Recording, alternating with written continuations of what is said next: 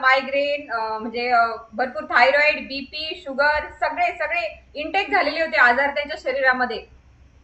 आजाराचं माहेर घर झालं होतं शरीर. आजाराचं माहेर डेफिनेटली बघा.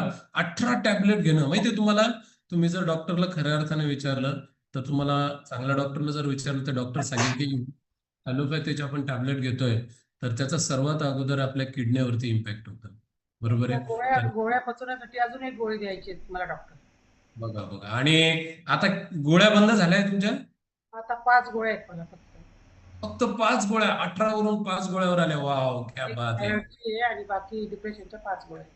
बाकी काही येस. गरज पडत नाही घ्यायची आणि सगळं नॉर्मल आहे. आता बीपी नॉर्मल, सगळं सगळं नॉर्मल आहे. Yes yes. आणि मला तरी वाटतं तुम्हाला डिप्रेशनचा पण त्रास नाहीये आता जवळजवळ.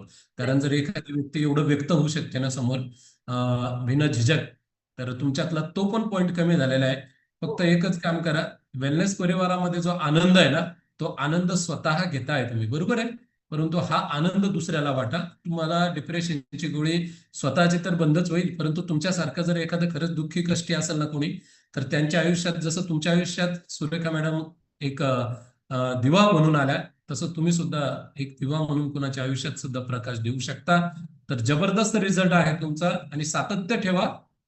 मॅडम जे जे सांगतील, कारण मागच्या जवळजवळ 7 वर्षाचा एक्सपिरियन्स आहे, आमच्यापेक्षाही जास्त एक्सपिरियन्स, कारण पाटील मॅडमच्या सोबत ते असतात नेहमी, पाटील सरांच्या सोबत सर असतात आणि खूप जबरदस्त एक्सपिरियन्स आहे त्यांच्याकडं.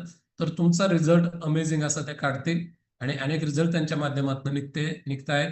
तर तुम्ही ब्रेन हेल्थ यूज करताय सध्या? नाही सर, मी फक्त फॉर्म्युला 1 घेतली.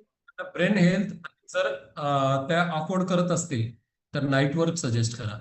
आणि झोपेसाठी त्यांना स्लीप इन आन्सर, हे 3-4 प्रोडक्ट जर ते घेऊ शकला ना, तर डिप्रेशनचा त्यांचा प्रॉब्लेम गोळीमुक्त ते जीवन जगतील. येस कारण सर, त्यांना येस सजेस्ट येस. केलेला आहे सर. घेणार पण आहेत त्या. पण डिप्रेशनचा त्यांना एवढा त्रास होता की अक्षरशः डॉक्टरांकडे जायच्या ना, ते त्यांना लक्षात राहत नव्हतं. ते जेव्हा जेव्हा त्यांना त्रास झाले का लिहून न्यायच्या वहीवर आणि डॉक्टरांकडे गेल्यानंतर ते वाचून दाखवायच्या येस सुरुवातीला. येस. काय काय होतं ते लक्षात राहायचं नाही, अर्ध सांगायचे, अर्ध लक्षात नाही राहायचं. विस्मृती, आपण त्याला म्हणतो विस्मृती पण आलेली होते. आणि म्हणून हे काय घेतो आपण डिप्रेशनच्या, स्पेशली त्यामध्ये बरंचसं म्हणजे गुंगीच्या औषधासारखं ते असतात. मी डोकं जड झोपून पडतं. राहायचे. झोपून राहायचे मी. औषध गोळ्या घेतल्या की दिवसभर झोपून राहायचे.